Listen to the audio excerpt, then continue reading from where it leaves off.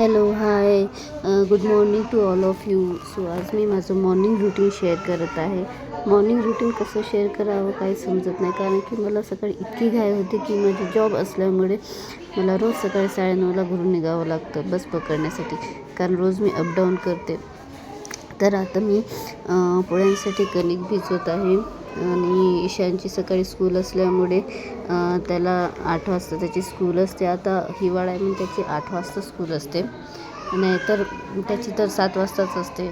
तर 7च्या अगोदर मला पोळी आणि भाजी करावीच लागते.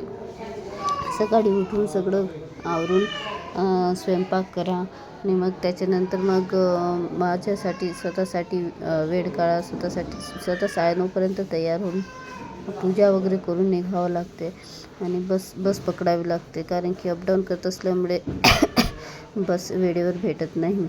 तर इकडे मांडली आहे भाजी, गोबी उकळायसाठी घेतली आणि इकडे कुकर मांडलेला आहे.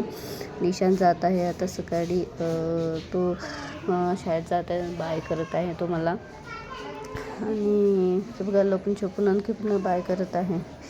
मी आता बसमध्ये बसली आहे आणि मी तर इतकी गर्दी असते की सीट भेटणं मुश्किल राहते. पण मला सकाळी मॉर्निंगला तर भेटून जाते, पण येताना थोडा प्रॉब्लेम येतो.